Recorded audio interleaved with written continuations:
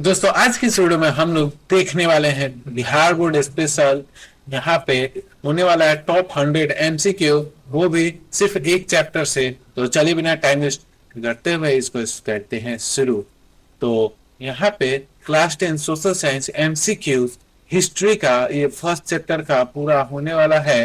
देख सकते हैं हिस्ट्री फर्स्ट चैप्टर यूरोप में राष्ट्रवाद का उदय। इसका ऑब्जेक्टिव क्वेश्चंस है, 100 क्वेश्चन है। इसको हम लोग करते हैं स्टार्ट। तो क्वेश्चन नंबर 1 कह रहा है यूरोप का मरीज किसे कहा जाता है।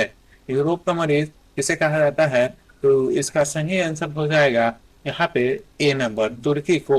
यूरोप का मरीज तुर्की को कहा जाता है। तो चलिए फटाफट इसका सही आंसर देख लेते हैं। तो इसका सही आंसर है तुर्की को। उसके बाद हम लोग बढ़ते हैं। दूसरा नंबर क्वेश्चन है जर्मन राज्य संघ का निर्माण, जर्मन राज्य का निर्माण किसने किया था। तो उसका निर्माण किया था नेपोलियन बोनापार्ट ने। नेपोलियन बोनापार्ट ने जर्मन राज्य का निर्माण करवाया था। और इसका सही आंसर हो जाएगा 2 का बी। उसके बाद है तीसरा नंबर क्वेश्चन, राष्ट्रवाद की अवधारणा का जन्म किस घटना से माना जाता है।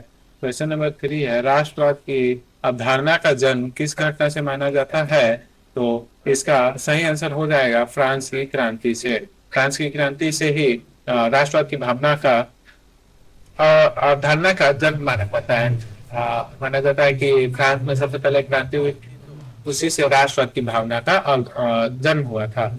उसके बाद हमारा चौथा नंबर क्वेश्चन है नेपोलियन संहिता किस वर्ष लागू हुई थी।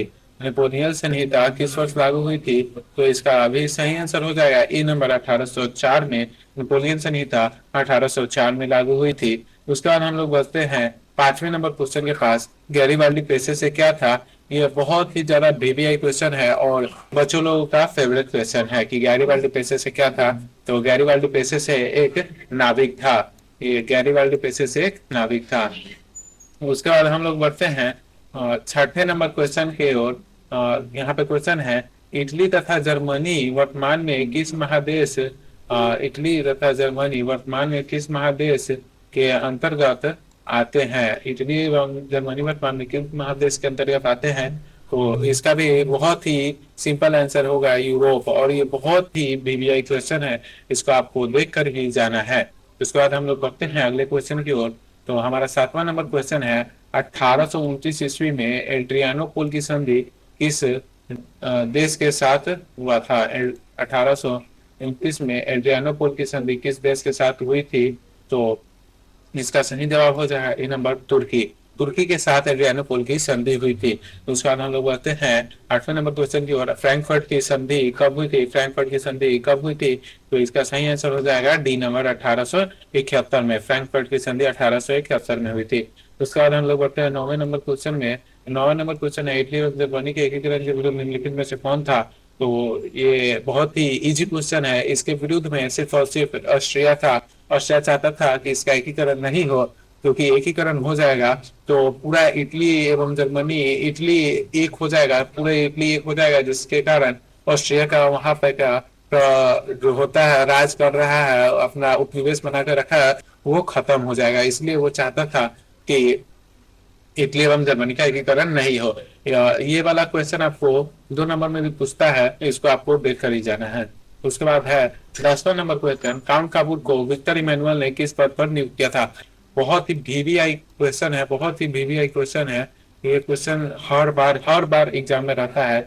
इसको आपको याद करके ही जाना है। तो इसका सही आंसर हो जाएगा प्रधानमंत्री। काउंट काबूल को विक्टर इमैनुअल ने प्रधानमंत्री के पद पर नियुक्त किया था। उसके बाद हम लोग बढ़ते हैं 11 नंबर क्वेश्चन की होते हैं। 11 नंबर क्वेश्चन है फ्रांस में किस शासन वंश का पुनर्स्थापना वियना कांग्रेस द्वारा की गई थी। फ्रांस में किस शासन वंश की पुनर्स्थापना वियना कांग्रेस के द्वारा की गई थी। तो इसका सही आंसर होगा बुर्बो राजवंश।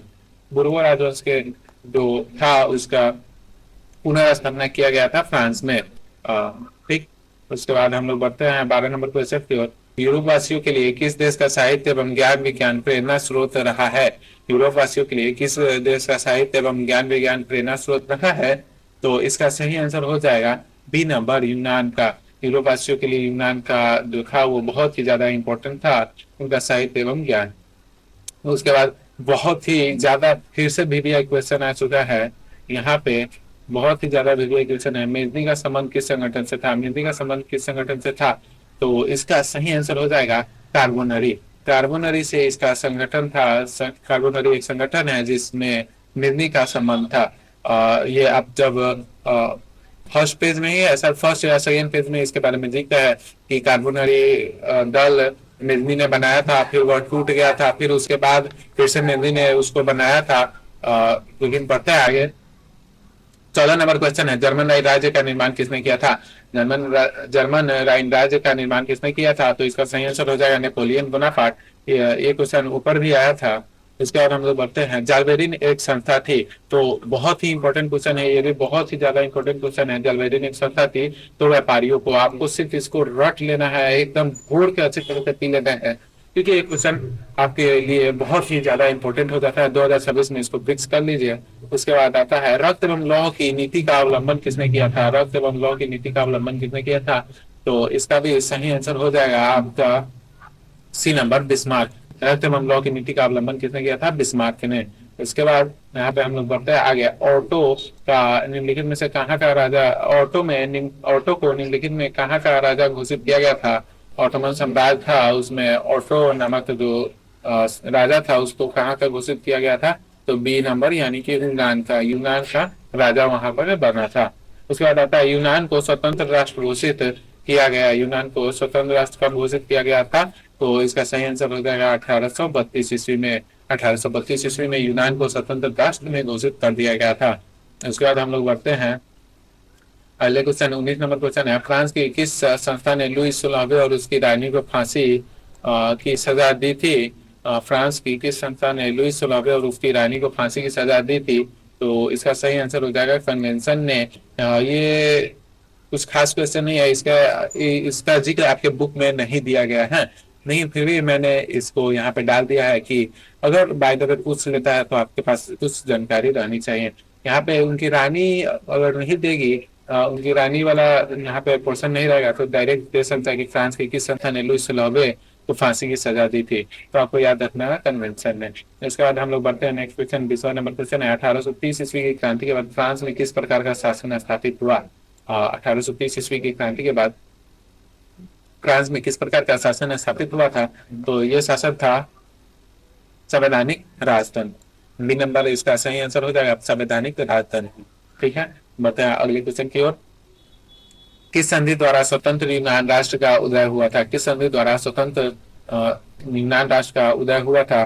तो इसका सही आंसर हो जाएगा एड्रियानोपुल की संधि, नहीं सॉरी, कुस्तुनिया की संधि। कुस्तुनिया की संधि बहुत ही ज्यादा इंपॉर्टेंट क्वेश्चन है। यहाँ पे कुस्तुनिया की संधि के द्वारा ही हुआ था यूनान राष्ट्र का उदय। ठीक है, उस, उसके बाद बढ़ते हैं 22 नंबर क्वेश्चन। नव एल्फ आंदोलन का प्रमुखता कौन? ये सॉरी गलत क्वेश्चन यहाँ पे आ चुका है, इसको आपको लिखना है। उसके बाद आता है, निम्नलिखित में से किस युद्ध के परिणाम स्वरूप जर्मनी का एकीकरण हुआ था? निम्नलिखित में से किस युद्ध के परिणाम स्वरूप जर्मनी का एकीकरण हुआ था? तो इसका सही आंसर हो जाएगा सीडोन। सीडोन का युद्ध हुआ था। सीडोन का युद्ध कब हुआ था, इस बारे में भी मैं आगे आपको बताने का।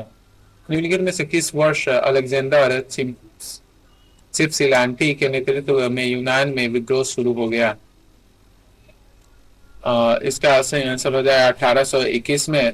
इसके बाद बढ़ते हैं, हितेरिया फिलाइक नामक संस्था की स्थापना हुई थी यहाँ पे ओडे सामे में, ओडे सामे में। उसके बाद निम्नलिखित में से कौन जैकोबिन क्लब का सदस्य था? जैकोबिन जैकोबिन क्लब का सदस्य कौन था? तो टीपू सुल्तान। उसके बाद वियना सम्मेलन की मेजबानी निम्नलिखित में से किसने की थी? वियना सम्मेलन की मेजबानी किसने की थी? तो मेटरनिक ने। मेटरनिक यहाँ पे ऑस्ट्रिया का क्या था? चांसलर था। ऑस्ट्रिया का चांसलर कौन था? मेटरनिक था ऑस्ट्रिया का चांसलर। ये भी क्वेश्चन पूछ सकता है कि ऑस्ट्रिया का चांसलर कौन था? तो मेटरनिक था। ऑस्ट्रिया का चांसलर मेटरनिक, और जहाँ का चांसलर था मेटरनिक तो ऑस्ट्रिया का। उसके बाद आता है, चार्ल्स एडवर्ड निम्नलिखित में से कहाँ का शासक था? चार्ल्स एडवर्ड था सर्डिनिया या सर्डिनिया पिडमाउंट का शासक था। ठीक है, तो उसके बाद बताया, फ्रांस में नेपोलियन संहिता किस वर्ष लागू की गई थी? तो इसका सही आंसर हो जाएगा 1804 ईस्वी में। हंगरी की अधिकांश जनता कौन भाषा बोलती है? कौन सी भाषा बोलती थी? तो हंगरी की अधिकांश जनता मैग्यार भाषा बोलती थी। मैग्यार मैग्यार भाषा है, हंगरी की अधिकांश जनता इसे जो बोलती थी। और नेपोलियन ने जर्मनी में किस संघ की स्थापना की थी? नेपोलियन ने जर्मनी में राइन संघ की स्थापना की थी। उसके बाद बढ़ते हैं अगले क्वेश्चन की ओर। वियना सम्मेलन का आयोजन किस वर्ष हुआ था? बहुत ही ज्यादा इंपॉर्टेंट क्वेश्चन है। इसका सही आंसर हो जाएगा सी नंबर 1815 ईस्वी में। उसके बाद आता है किस वर्ष गैरीबाल्डी ने रोम पर आक्रमण करने की योजना बनाई थी? किस वर्ष गैरीबाल्डी ने रोम पर आक्रमण करने की योजना बनाई थी? तो इसका सही आंसर हो जाएगा 1862 इसका सही आंसर हो जाएगा। उसके बाद बढ़ते हैं बुर्बो राजवंश का शासन किस देश में था? बुर्बो राजवंश का शासन फ्रांस में था। बुर्बो राजवंश का शासन फ्रांस में था। यहाँ पे अगर आपको इसका पीडीएफ चाहिए तो आप अगर इसका आपको पीडीएफ चाहिए तो आपको बताते हैं नेक्स्ट क्वेश्चन की ओर। तो नेक्स्ट क्वेश्चन है मार्सिले किस देश का राष्ट्रपति का गीत है? तो इसका सही आंसर हो जाएगा फ्रांस का। उसके बाद है सन 1817 में फ्रांस और प्रूसिया के बीच युद्ध कहाँ हुआ था? इसका सही आंसर है सीडान में। उसके बाद है राष्ट्रवाद सीडान में। राष्ट्रवाद की अवधारणा का जन्म किस घटना से माना जाता है? तो फ्रांस की क्रांति। मेटरनिक कौन था? मेटरनिक ऑस्ट्रिया का चांसलर था। आ गया क्वेश्चन इटली की स्थापना किसने की थी? तो मेजनी ने। इटली की स्थापना मेजनी ने की थी। यंग यूरोप की स्थापना कब हुई थी? तो यंग यूरोप की स्थापना 1928 ईस्वी में हुई थी। उसके बाद हम लोग बढ़ते हैं सेडोवा के युद्ध में किसकी पराजय हुई थी? तो सेडोवा के युद्ध में ऑस्ट्रिया की पराजय हुई थी। उसके बाद यहाँ पे लाल कुर्ती का गठन किसने किया था? तो लाल कुर्ती जो एक दल था उसका गठन किसने किया था? तो गैरीबाल्डी ने किया था।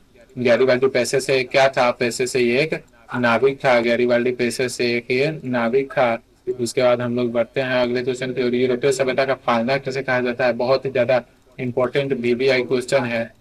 ये क्वेश्चन आपको याद करके जाना है। इसे आप लोग फिक्स कर लीजिए 2026 में यह पूछने वाला है। इसका सही आंसर हो जाएगा यूनान को। यूरोपीय सभ्यता का पालना किसे कहा जाता है? यूनान को। उसके बाद हम लोग बढ़ते हैं 44 नंबर क्वेश्चन है वर्साई की संधि कब हुई थी? तो वर्साई की संधि 1919 में हुई थी। उसके बाद मेटरनिक क्या था? मेटरनिक एक प्रतिक्रियावादी शासक था। मेटरनिक क्या था? प्रतिक्रियावादी शासक था और यह ऑस्ट्रिया का चांसलर भी था। उसके बाद है मेटरनिक का पतन कब हुआ था? मेटरनिक का पतन यहाँ पे ये भी बहुत ही ज्यादा इंपॉर्टेंट क्वेश्चन है। 1948 ईस्वी में मेटरनिक का पतन हो गया था। ये भी बीबीआई है। इसको भी आप लोग फिक्स कर लीजिए गारंटी के साथ। ये पूछेगा 2026 में। उसके बाद है बिस्मार्क क्या था? बिस्मार्क क्या था? एक कूटनीतिज्ञ था। बिस्मार्क बहुत ही ज्यादा कूटनीतिज्ञ था। इसको भी आपको देख कर जाना है। इटली के एकीकरण का तलवार कौन था? ये भी बहुत ही ज्यादा इंपॉर्टेंट क्वेश्चन है। ये भी आपको इंपॉर्टेंट क्वेश्चन की श्रेणी में आता है। इटली का एकीकरण का तलवार कौन था? गैरीबाल्डी था। इटली का एकीकरण का तलवार गैरीबाल्डी था। उसके बाद हम लोग बढ़ते हैं अगले क्वेश्चन। इटली और जर्मनी के एकीकरण के विरुद्ध में से कौन सा देश था? तो यह बहुत ही क्वेश्चन है। ऑस्ट्रिया। हनोई समझौता कब हुआ था? 1946 ईस्वी में। हनोई समझौता कब हुआ था? 1946 में। नया क्वेश्चन आया है। इसको आपको डेट वाला याद कर लेना है। उसके बाद है मेटरनिक व्यवस्था का उद्देश्य क्या था? मेटरनिक व्यवस्था का उद्देश्य क्या था? तो यहाँ पे पुरातन व्यवस्था की पुनर्स्थापना करना था और जो नया व्यवस्था है उसको दबाना था। मेटरनिक ऑस्ट्रिया का चांसलर था। उसका मानना था कि पुरातन व्यवस्था ही सर्वोच्च व्यवस्था है। उसके बाद यहाँ पे नेक्स्ट क्वेश्चन है किसने कहा था फ्रांस जब छींकता है तो बाकी यूरोप को सर्दी जुकाम हो जाती है? ये भी बहुत ही ज्यादा इंपॉर्टेंट क्वेश्चन है। इसका सही आंसर हो जाएगा मेटरनिक। उसके बाद नेपोलियन कोड में कुल कितने कोड थे? तो इसका सही आंसर हो जाएगा 5। नेपोलियन कोड में कुल 5 कोड थे। उसके बाद है रोमा निवाद क्या था? रोमा निवाद क्या था? तो बी नंबर एक सांस्कृतिक आंदोलन था। उसके बाद मरियान किस देश के राष्ट्रवाद का प्रतीक है? A number France. Act of union किस वर्ष पारित हुआ था? तो ये पारित हुआ था 1760 ईस्वी में। जिसने कूटनीति के बल पर इटली की समस्या को संपूर्ण यूरोप की समस्या बना दी थी, बना दिया। तो इसका सही आंसर होगा काउंट काबूल। काउंट काबूल। काबूल कौन था? तो काबूल इटली का प्रधानमंत्री था। सेम क्वेश्चन है यहाँ पे काउंट काबूल कौन था? तो काउंट काबूल इटली का प्रधानमंत्री था। ठीक है। उसके बाद फ्रेंड्स ऑफ इटली नामक संस्था का गठन किसने किया था? इसका सही आंसर हो जाएगा आपको डी नंबर मेजनी ने। फ्रेंड्स ऑफ इटली नामक संस्था का संगठन किसने किया था? तो मेजनी ने। इसके बाद क्वेश्चन है विलियम प्रथम कहाँ का शासक था? विलियम प्रथम कहाँ का शासक था? विलियम प्रथम कहाँ का शासक था? विलियम प्रथम प्रूसिया का शासक था। उसके बाद जालबेरिन की स्थापना किस राज्य ने की थी? तो जालबेरिन की स्थापना प्रसा ने की थी। प्रसा ने जालबेरिन नामक संस्था की स्थापना की थी। ये किसकी संस्था थी? तो ये व्यापारियों की संस्था थी। ये व्यापारियों की संस्था थी। व्यापारियों की संस्था थी। उसके बाद बिस्मार्क किस विद्वान की विचार धारा से प्रभावित था? तो इसका सही आंसर हो जाएगा हीगेल। उसके बाद किस युद्ध के बाद जर्मनी का एकीकरण हुआ था? तो इसका सही आंसर हो जाएगा सीडॉन का युद्ध। उसके बाद जर्मेनिया क्या थी? जर्मेनिया क्या थी? तो ये जर्मन राष्ट्र का प्रतीक था। उसके बाद जर्मनी का एकीकरण कब पूरा हुआ था? जर्मनी का एकीकरण 1871 ईस्वी में हुआ था। हीगेल कौन था? हीगेल दार्शनिक था। हीगेल कौन था? दार्शनिक था। और हीगेल को अपना बिस्मार्क किस विद्वान की विचारधारा से प्रभावित था? तो हीगेल से। ठीक है, उसके बाद हम लोग बढ़ते हैं। सन 1870 ईस्वी में फ्रांस और प्रसा के बीच युद्ध कहाँ हुआ था? तो इसका सही आंसर होता है सीडॉन में। सेल्सविग और होल्स्टीन का संबंध किस देश के एकीकरण से है? तो इसका सही आंसर हो जाएगा जर्मनी के एकीकरण से। सेडॉन युद्ध कब हुआ था? सेडॉन युद्ध हुआ था 1870 ईस्वी में। हंगरी की भाषा क्या थी? मैग्यार। हंगरी की भाषा क्या थी? मैग्यार। मैग्यार। उसके बाद यूरोपीय राष्ट्रवाद से प्रभावित होकर किस भारतीय शासक ने जैकोबिन क्लब की स्थापना की थी? तो टीपू सुल्तान। 19वीं शताब्दी में यूरोप में राष्ट्रवाद के विकास का क्या परिणाम हुआ था? 19वीं शताब्दी में यूरोप में राष्ट्रवाद के विकास का क्या परिणाम हुआ था? राष्ट्रीय राज्यों की स्थापना हो गई थी। नेपल्स की क्रांति कब हुई थी? 1821 ईस्वी में नेपल्स की क्रांति हुई थी। पोलैंड के विद्रोह को किसने कुचल दिया? पोलैंड के विद्रोह को यहाँ पे कुचल दिया था रूस ने। पोलैंड के विद्रोह को रूस ने कुचल दिया था। युवा इटली संस्था का विकास किया। युवा इटली के संस्था का विकास किसने किया था? तो इसका सही आंसर हो जाएगा मेजनी ने। मेजनी ने युवा इटली संस्था का विकास किया था। यूनानी स्वतंत्रता आंदोलन के दौरान कौन ब्रिटिश कवि शहीद हुए थे? तो लॉर्ड बायरन। Lord Byron. और वहां पे आ जाता है 77 नंबर क्वेश्चन की मरियान किस देश के राष्ट्रवाद का प्रतीक था? तो इसका ए नंबर सही आंसर हो जाएगा फ्रांस। जर्मनी के एकीकरण के लिए बिस्मार्क ने कितने युद्ध किए? तो इसका सी नंबर आंसर है 3। उसके बाद है फ्रांस के किस राजा ने कहा था अंग्रेजी राजा की भांति शासन करने की अपेक्षा लकड़ी काटना अधिक पसंद करूंगा? फ्रांस के किस राजा ने कहा था अंग्रेजी राजा की भांति शासन करने की अपेक्षा लकड़ी काटना अधिक पसंद करूंगा? तो इसका सही आंसर है चार्ल्स दसम ने। जर्मनी एवं इटली के एकीकरण के समय फ्रांस का शासक कौन था? तो इसका सही आंसर हो जाएगा नेपोलियन थर्ड। किस देश का हंगरी पर पूर्ण आधिपत्य था? तो इसका सही आंसर हो जाएगा ऑस्ट्रिया। ऑस्ट्रिया। उसके बाद है कार्बोनरी है सी नंबर इसका सही आंसर है। इटली में क्रांतिकारियों का एक संगठन। इसके बाद था 1789 की क्रांति के समय फ्रांस का सम्राट था लुई 16वां। लुई 16वां। उसके बाद है फ्रांस की महिलाओं का मताधिकार प्राप्त हुआ था। बहुत ही VBI इंपॉर्टेंट क्वेश्चन VBI है यहाँ पे। इसका सही आंसर होता है बी नंबर 1945 में। 19वीं सदी को कौन सा युग कहा जाता है? 19वीं सदी को समाजवाद का युग कहा जाता है। उसके बाद फ्रांस की क्रांति का प्रमुख कारण क्या था? बी नंबर निरंकुश शासन। उसके बाद किस देश को यूरोप का मरीज कहा जाता है? किस देश को यूरोप का मरीज कहा जाता है? तुर्की को। वियना सम्मेलन कब हुआ था? वियना सम्मेलन 1815 ईस्वी में हुआ था। इसका वियना सम्मेलन किसके नेतृत्व में हुआ था? मेटरनिक के नेतृत्व में वियना सम्मेलन हुआ था। मेटरनिक के नेतृत्व में। और मेटरनिक कहाँ का चांसलर था? तो ये ऑस्ट्रिया का चांसलर था। मेटरनिक ऑस्ट्रिया का चांसलर था। इसके बाद यंग यूरोप एवं यंग इटली की स्थापना किसने की थी? ये भी वेरी इंपॉर्टेंट क्वेश्चन है। VBI क्वेश्चन है। इसकी स्थापना मेटनी ने की थी। उसके बाद यूनान के स्वतंत्रता संग्राम में किसकी पराजय हुई थी? इसका सही आंसर हो जाएगा तुर्की की।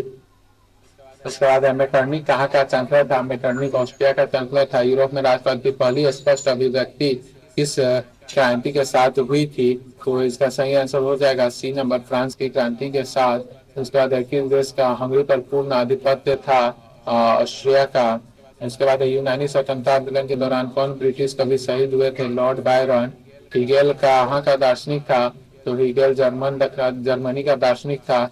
इसके बाद कार्बोनरी नामक गुप्त संस्था की स्थापना किस देश में की गई थी? तो इटली में। उसके बाद फ्रांस के किस राजा ने कहा था अंग्रेजी राजा के भांति शासन करने की अपेक्षा लकड़ी काटना मैं अधिक पसंद करूंगा? चार्ल्स दसम ने।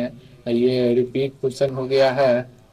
उसके बाद यहाँ पे लास्ट क्वेश्चन आ गया है, कार्बोनरी की स्थापना किस वर्ष हुई थी? कार्बोनरी की स्थापना यहाँ पे 1810 ईस्वी में हुई थी। कार्बोनरी संगठन की स्थापना कब हुई थी? 1810 ईस्वी में। तो ये बीबीआई इम्पोर्टेंट क्वेश्चन खत्म होता है यहाँ पे। मैं उम्मीद करता हूँ कि आपको ये वीडियो पसंद आई होगी। तो वीडियो अगर पसंद आई तो एक लाइक करके जाइए। उसके बाद अगर दोस्तों के साथ शेयर करना चाहते हैं तो शेयर भी कर दीजिए।